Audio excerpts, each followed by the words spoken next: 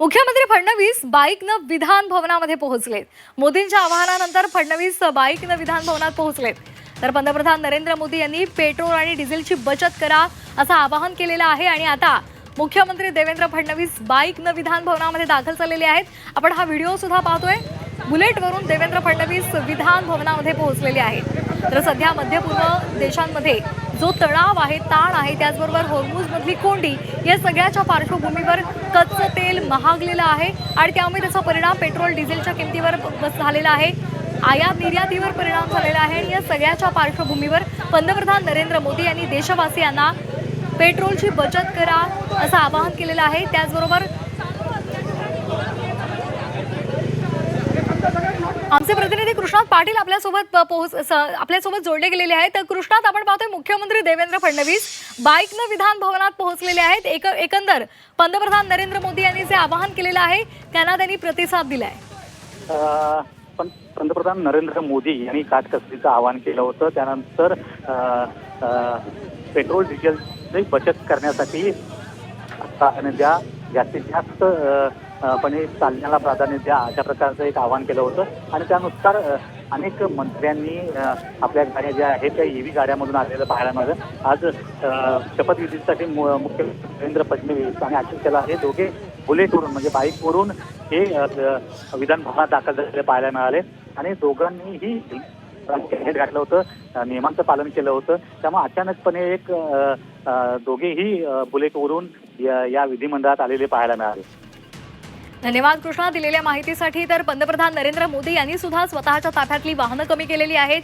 त्याचबरोबर शहांनी सुद्धा पंतप्रधान नरेंद्र मोदी यांच्या आवाहनाला प्रतिसाद दिला आणि स्वतःच्या ताफ्यातली वाहनं कमी केलेत आणि तसंच मुख्यमंत्री असतील, उपमुख्यमंत्री असतील, एकनाथ शिंदे यांनी सुद्धा तोच कित्ता गिरवलेला आहे आणि आता तर बुलेट घेऊन फडणवीस विधान भवनामध्ये पोहोचलेले आहेत। पेट्रोलची बचत करा या आवाहनाला भाजपचे नेते, मंत्री आणि मुख्यमंत्र्यांनी हा प्रतिसाद दिलेला आहे। अनेकांनी इलेक्ट्रिक वाहनांना सुद्धा पसंती दिलेली आहे। तसंच परदेश दौरे सुद्धा अनेक नेत्यांनी रद्द केलेले आहेत। तर सध्या आपण हे दृश्य पाहतोय, विधान भवनामध्ये फडणवीस बुलेट घेऊन दाखल झालेले आहेत। हेल्मेटचा त्यांनी वापर केलेला आहे, त्यामुळे वाहतुकीचे सर्व नियम पाळत ते बुलेटवरून विधान भवनामध्ये पोहोचलेले आहेत।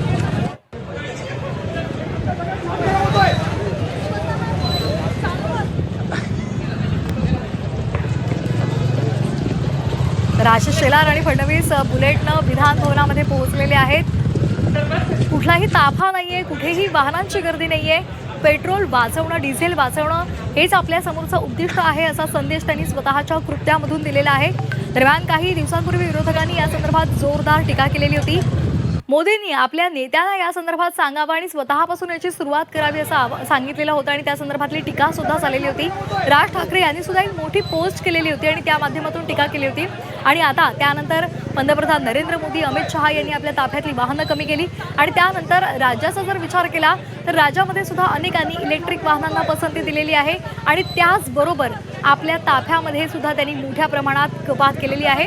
मुख्यमंत्री बुलेटवरून विधान भवनामध्ये पोहोचले, त्यांच्या पाठी आशिष शेलार बसलेले आहेत। या दोघांनी सुद्धा हेल्मेट घातलेलं आहे, त्यामुळे फडणवीस आणि शेलार हे पंतप्रधान नरेंद्र मोदी यांनी जे आवाहन केलेलं आहे त्या आवाहनाला त्यांनी दिलेला हा प्रतिसाद आपण पाहतोय।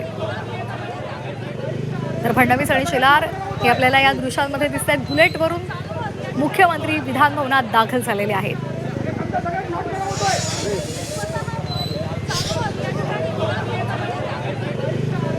तर ही दोन दृश्य पाहतो, एकीकडे फडणवीस बुलेटनं विधान भवनामध्ये पोहोचले तर दुसरीकडे एकनाथ शिंदे हे इलेक्ट्रिक कारनं विधान भवनामध्ये दाखल झालेले आहेत।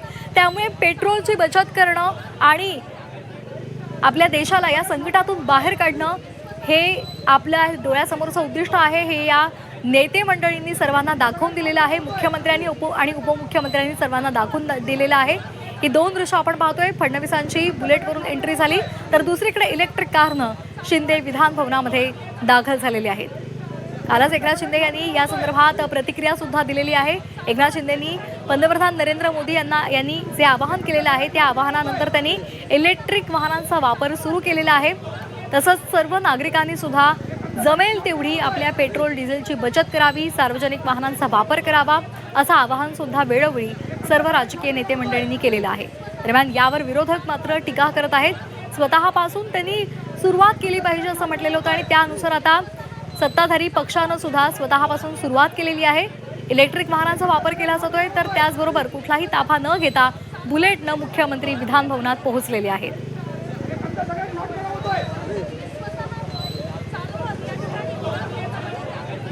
दोघांच्याही डोक्यावर आपल्याला हेल्मेट पाहायला मिळते. त्यामुळे वाहतुकीचे नियम पाळत मुख्यमंत्र्यांनी ही एंट्री घेतलेली आहे आणि त्यामुळे आता आपण ही बुलेटची एंट्री पाहतोय. अनेक ठिकाणी जेव्हा उद्घाटनासाठी मुख्यमंत्री देवेंद्र फडणवीस गेलेले होते तेव्हा त्यांच्या हाती कारचं स्टेअरिंग आपण पाहिलेलं आहे आणि आता चक्क फडणवीसांची बुलेट स्वारी आपण पाहतोय. बुलेटनं ते विधान भवनामध्ये पोहोचलेले आहेत. तर ही दोन दृश्य उदय सामंत यांनी सुद्धा इलेक्ट्रिक कारला पसंती दिलेली आहे. पेट्रोल वाचवण्यासाठी या नेते मंडळींनी आता पुढाकार घेतलाय.